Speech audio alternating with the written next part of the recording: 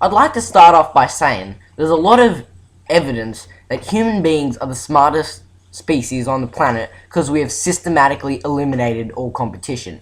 If you look back in like the medieval ages, cows these days are very docile animals, and thus there's idiots who go around doing what you call cow tipping. But anyway, cows were originally a lot more aggressive, as any species, any animal, anything at all, whether it's a plant, whether it's a tree, whether it's a dead tree stump, has some way of defending itself from stuff that's going to kill it. There's always stuff that's going to kill you. Anyway, cows were systematically bred. The most docile cows would be bred, and the less docile ones would be shot and killed. And now we have an animal that has literally no ability to defend itself because we want food. But I see humanity as a delusion that we are on the top of the food chain, or at least we think we are. It's another delusion. So therefore we can do whatever we want to animals, any other animals. Anyway, I once remember hearing someone say, if you want, like, about whales and pandas, if you want an animal to be, if you want to stop an animal from going extinct, eat it. Because look at animals you eat. Sheep, pigs, cows, I mean, even horses and kangaroos in Australia. I mean, they're widespread animals. Domestic animals are very common. You see them all around. And some may say that they're so common because we have a domestic use for them, but we've been domestically using them for years and years and centuries. They're so common because we've been breeding them for so long. We never had any domestic use for a panda, but if we had a couple of centuries ago, when pandas hadn't gone extinct and there was still a few of them, if we found some great domestic use for them, then there probably would be a lot of them now. I find that funny, that we should, I don't know, because it's almost as if we can just try and alter anything to make it the way we want it, despite how it affects anyone else. And back what I said before, there will always be something out to kill you.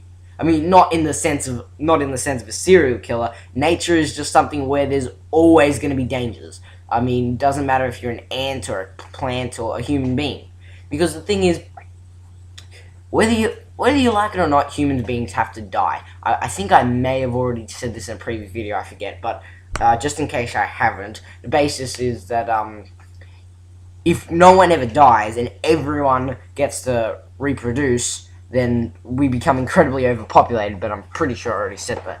Anyway, if you look at all the different species of animals in the world, there's many of them, but a lot more animals than we have today have gone extinct. So what I'm saying is, human beings, I mean, in the last 30 years, we've got nuclear radiation, we've got electricity, we've got a whole heap of stuff that the human body just hasn't had time to be able to find a way to cope with. I mean, if you look at how, for example, when you're in water or something, and your hands, your fingers and toes, they have those wrinkles. That's actually your brain. Your brain actually does that on purpose so you can get a better grip on things. We've done that. We've learned to do that over time as a way of, well, not drowning. But if you look at nuclear radiation, how do you combat that? How does the brain say, oh, must do this? I mean, we haven't had time to be able to figure out what to do in these situations. And not just things that we've also created. I mean, all animals are out to kill us, but I mean, that's not a bad thing. It's just survival of the fittest. I mean, yeah, there's a lot of wild animals that wouldn't think twice about ripping your skull off, but I mean, that's how they need food, and any animal needs food, and they get that by killing other animals. You can say it's a bit vicious, but I mean, if when someone gets the death sentence, they'll do something which we consider humane, but animals don't have humane ways to kill things, and they shouldn't. They're animals. An animal's going to kill something by ripping its head off, and we can't call that disgusting because that's how they do things. I mean, talking about humane, only humans can be inhumane. So, what? only humans are capable. Forget if a dog's chasing cars, you can't describe that as inhumane behavior. It's not human. A human wouldn't do that, but it's not inhumane because that's just obvious. A dog isn't human.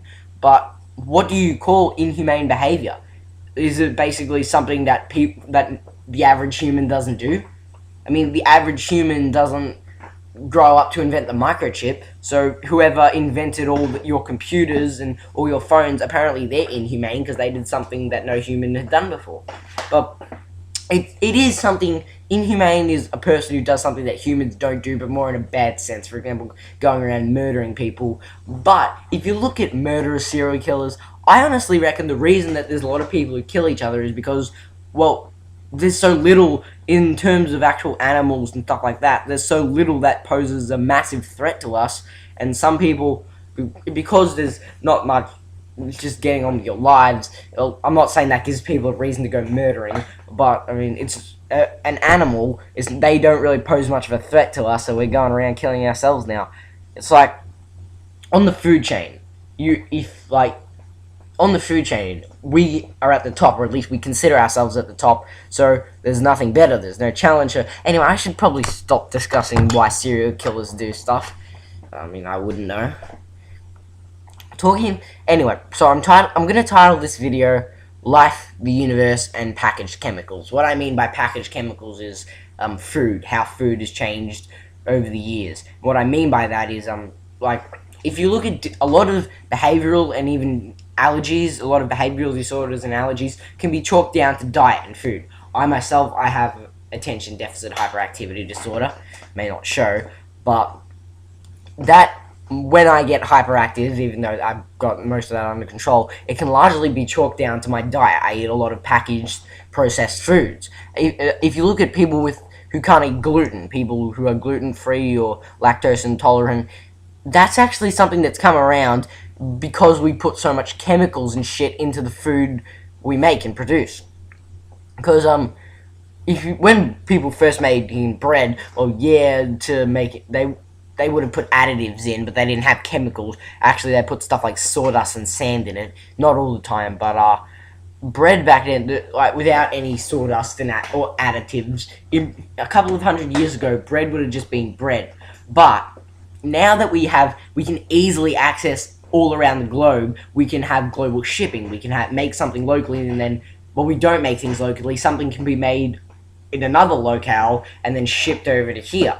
But 100 years ago, or in the late 1800s and the early 1900s, and just before that in general, we couldn't ship food, mainly food. We couldn't ship that overseas; it would go off. So everything had to be made locally. If you would want bread and groceries, vegetables, fruits, and meat, it would all be made locally. If you wanted meat, you'd go down to the butcher, stuff like that. But now it's all well, a lot of it comes from overseas, and if you look at how they make it cheaper, they have to put so much chemicals, so much additives, so much stuff in bread that just isn't bread, that, well, is it even bread anymore? Is it bread/chemicals?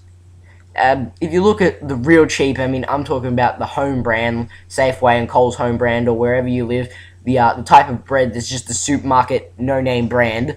It's like mostly the white bread. This stuff is just really flimsy and falls apart, and just if you put water on it, it will just disintegrate, and that's not bread. I mean, like, true bread, if you've ever seen those sourdough loaves, that's what bread is. Or that damper, that's how they make it. If you've ever made bread in an oven, anyway, but not just stuff, talking about localities, how things would be made locally, they're not. And now, so a country, for a country to be able to compete on a global market, they have to have something special that they can do.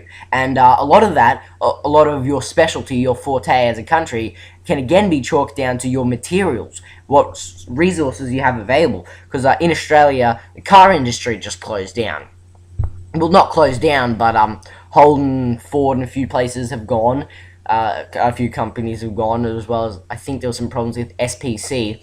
But so you see, when everything's made globally, it actually if a country can't compete globally, then they lose a lot of jobs. Because if we're saying, oh well, we'll just move Holden to overseas, to in Asia or anywhere, then we have less jobs here. I'm not saying anything about that continent in particular. I mean, honestly, in Australia, I think racist people, you just can't be a racist in Australia. If you go down to Lygon Street, within 6 or 7 shops, you could find, if you look at 6 or 7 shops in a row, you'll probably find an Italian, an Indian restaurant, an Asian restaurant, and a Greek restaurant, all these different types of foods on the same street in Lygon Street, and maybe not Lygon, but you can literally find an Italian, a Greek, an Indian, or an Asian restaurant all right next to each other in Australia. So if you get out of Australia every person who isn't an Anglo-Saxon white Australian, then you have taken out around 3/4 of the country. So what that means is it's going to go to shit. Everyone's just going to have to work very long jobs for not a lot of pay. So, anyway, but what was I talking about? With the car industry, any industry in general, a country has to have their own thing. But if we don't have the resources, if all of a sudden we run out of coal or iron, then we can't do that, or the gold all goes, because Australia does some gold mining, then what do we do? So we live in a society where you need to have resources for everything. Well, anyway, so how do we get these jobs? Because we're always saying we're going to create new jobs, but what's the point if those companies are just going to close down? I mean, so back to food. I mean, when you grow food, one problem is with pests, insects, and stuff. And I wonder if that used to be such a big problem, or more so how they would deal with insects and that type of stuff. Because it used to be a lot more of a problem, because if you had like a plague of locusts or fruit flies, then you could lose entire crops, and as a farmer, you could lose your entire livelihood. But nowadays, we don't have that. But is that necessarily a good thing? Because they put insecticides on everything. I mean, when my mother always tells me you have to wash grapes before you eat them. So yeah, that's really safe. I feel so great that we have these grapes, these fruit that I have in my lunch every day, and I have to wash them, because if I don't, I'm going to get sick. I mean, I could go on, but I'd just be walking around in circles. That's my time. Thank you for watching.